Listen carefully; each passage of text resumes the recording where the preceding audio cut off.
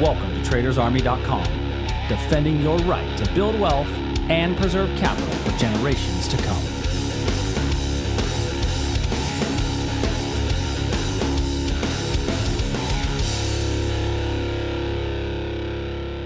Yeah, Friday. What's up, everybody? Friday morning. Welcome to today's edition of the Daily Market Commentary. I'm your host, Chuck Fulkerson, as we're going to do what we do each and every day, identifying potential breakouts and reversals from an educational perspective. It's our first Daily Market Commentary of 2020, as yesterday was a live trade room. And so we are seeing some movement this morning as the S&P is down 44 and oil is up over $2 based upon the overnight airstrikes from the U.S. to Iran. And so we're seeing the market react to that. So before we get into that, though, if you're new to the channel, click the subscribe button, hit the notification bell. If you're a returning visitor and you've been with us before, do me a favor, hit the like button. Lets the computers know that people are watching. And even more important, do me a favor and share this video on your social media sites. I think it'd be great to spread the news of the channel and let other people know that we're out there and what we're doing. So, all right, let's go get started. So the S&P this morning, we are sitting at a drop of about 43 points in the overnight. Was looking yesterday at a potential reversal at one of these areas here. The market just sold off right through there in the evening after the airstrike was announced. Really big sell-off after getting to an all-time high yesterday, set a brand new all-time high, and then we got our pretty big sell-off. You know, it's really tempting to jump in and try to chase one of these trades. When I look at the 4-hour trend, my 4-hour trend hasn't really changed anything. I do have a lower swing low. I don't have a lower swing high as of yet. So technically, any reversal trade above me would still be considered to be better as a confirmation entry. And so when I look at this, I think this is about my better level. Now, I typically really like these wick over wick areas near pivot highs. But even go into a smaller, say a 15-minute chart, you might want to look at right about here, right in this region there on a 15-minute, which is right near the European market open, which is where we saw that sell-off really accentuate to the downside. Since it is a 15-minute level, we've got to make it in purple, much smaller little zone, and because we're still in a bigger picture upward trend, we've not created a new lower swing high, I need to make that a confirmation entry. So I'm going to put this one in play, 32, 32, 32, 35. I think that could be a pretty good little level, a pretty good little area. Another one is way up here, but my thing is, by the time we get up to there, I'm not sure that we would see much of a reversal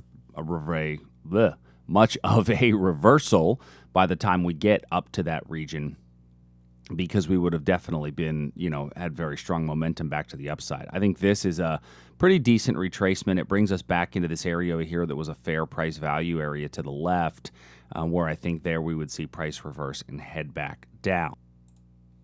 NASDAQ, much of the same. It's selling off pretty good, down over 100 points in the NASDAQ. If I looked at the same level, it would be this area right in here, and that's easily spotted on the 15-minute chart. If I come in here and look at this on the 15-minute level that we have right here. So once again, confirmation entry has got to be the entry of choice. Remember, we switch to confirmation entries when we're trading against the big picture trend and when a level has almost been entered but has not gotten a full entry. That's when we switch to our confirmations. Now, crude oil, on that news last night, crude oil popped up absolutely huge, blew right through a little 15-minute level that we had in play here yesterday. We did come in.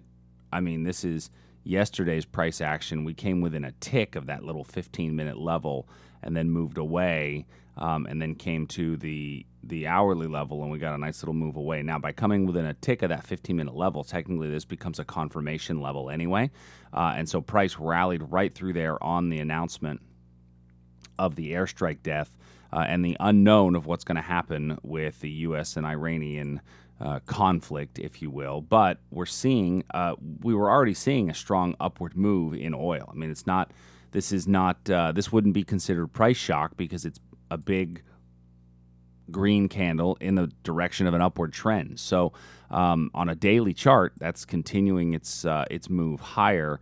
I already read articles that are talking and predicting $80 a barrel oil, which if we get $80 a barrel oil, we see the market kind of continue to progress higher in that oil. Remember, oil went from 76 to 42 in a span of 1 quarter. Can it get back up to 80? Sure, it can. But whenever I read articles that talk about $80 a barrel oil, I look for the next reversal trade, because that's typically what we see happen. Is by the time that the news is reacting, much of the move has already occurred, and so I think there's a clear path. I think there's a clear path for us to get to this 65, 66 area.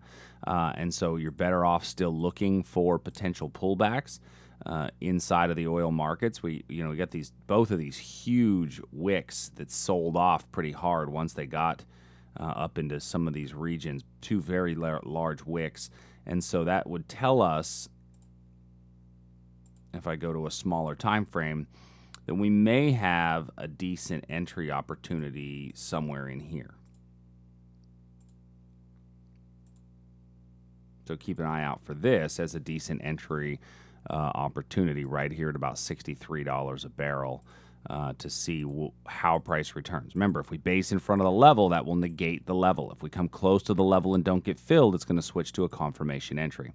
Which is exactly what happened here in gold. Yesterday, we were looking at this gold level right up in here. We came very close to it and then pulled away, which switches this to a confirmation entry. So no surprise that we came right through it. However, I think that the level that was created from that move higher can still be a valid little level on a retest. Another one, a confirmation entry that went right through. Now, this is all on a flight to safety concept, but this is why we have our rules specifically around confirmation entries, to keep us out of trades in that market. Now, on a 4-hour chart, I believe that we are probably more than a little overextended, right? As our Bollingers we're outside the Bollinger Bands. We've rallied straight up, but that doesn't mean it's going to have to reverse. Right, I think that there's a chance that we'll see a bit of a reversion to the mean, but if we do, then I would say that you want to play it as more of a candle to candle style than really anything else. When you get right down to it, I think that that's probably going to be the better way to go. Is probably a candle to candle style, and then wait for a retracement back to an area of demand in order to get long.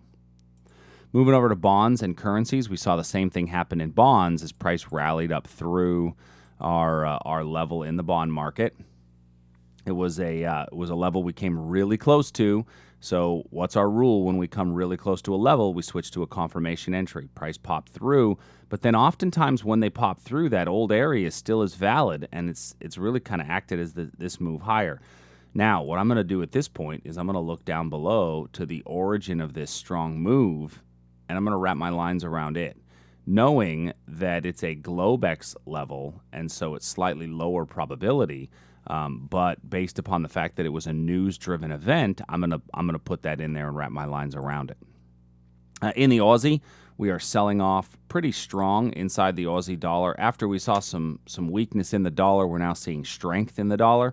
That strength in the dollar is coupled with oil rallying is another reason for that strong rally in oil.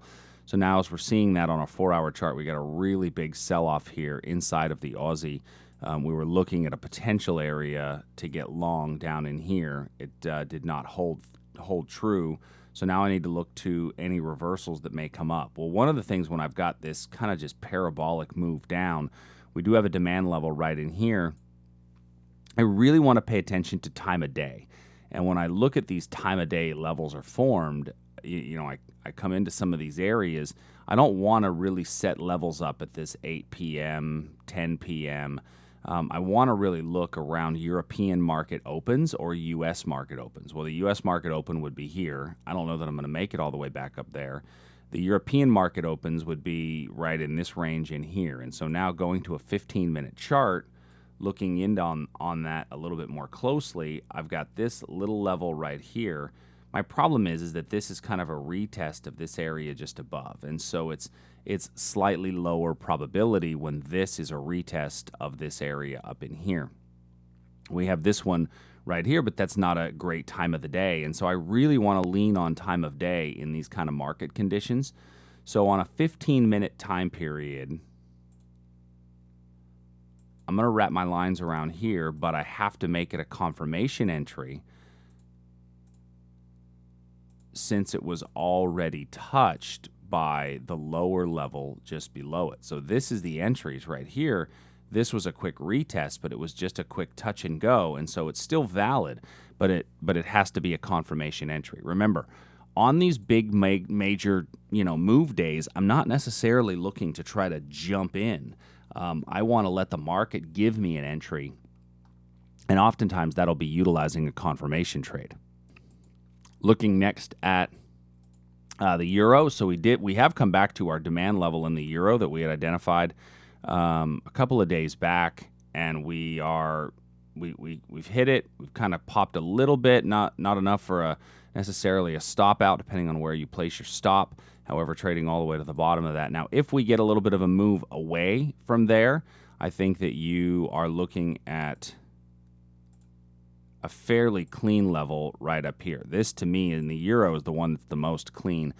We've not been able to get back to any of our supply levels, however, as this euro has been kind of selling off and coming down. We talked a little bit about this one yesterday for a potential candle-to-candle style if somebody wanted to get in on that euro, and it's been moving down ever since. It's a pretty good little move down, and our next area of demand wouldn't be until this area in here. So if we do get a rally up, I actually like the euro level probably better than all the rest of them today, somewhere up in this region here. Canadian dollar, we hit our little supply area on New Year's Eve, which we talked about, switched that to a confirmation entry, and now we're seeing price come down from there. This could actually set up for a potential breakdown below this blue line, this area in here. Great British Pound and Japanese Yen, and we're seeing once again, all the currencies are coming down inside of here.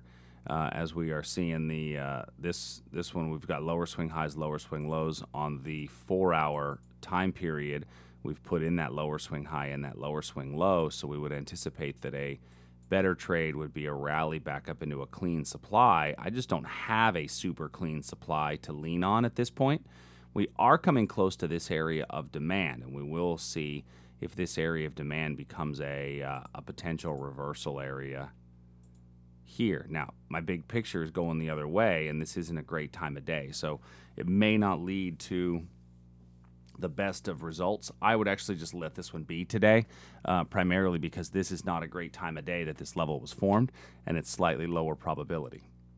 Japanese yen, we've rallied into our confirmation short on the yen, and it's really done a whole lot of nothing since then, right? 1, 2, 3, 4, 5 candles in, and we're going nowhere. So if you did get into that one, I think it's a good time to move your stop down to break even. I'm now going to remove that level, and now when I look at my 4-hour with my upward trend, even this level here needs to switch to a confirmation, because if we're trading counter trend, we use confirmation entries. It's just going to be standard. If I see a 1-hour supply level and I'm trying to get short on a 4-hour uptrend, it has to be a confirmation entry. It's just going to help us overall when we're identifying some of these levels. The only way that I can get in is if I have a really strong pullback on a breakdown, and I don't really have that set up for a breakdown. Now, where's my long potential in that case? I don't really have a clean long potential either, because as I look at this level here, it's a terrible time of day. Here was the big news announcement, and I wouldn't normally lean on the Japanese yen in order to find the origin after a news announcement. So for now, what I would say is that we're probably going to get a breakout opportunity somewhere above here if we get some basing inside this level, but it's just not there yet. So with a day like today, we're already down. We were down. We've actually moved 6 points just since I started the recording. rallying back up. Make sure that you follow your rules and don't just blindly chase trades.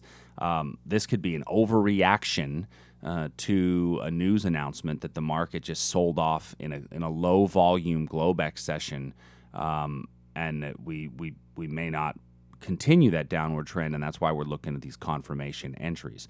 So just keep that in mind as we head into today. If you've got any questions, please send us an email, support@tradersarmy.com. Until tomorrow, everybody, I hope you have a phenomenal day, and I will see you soon. Later.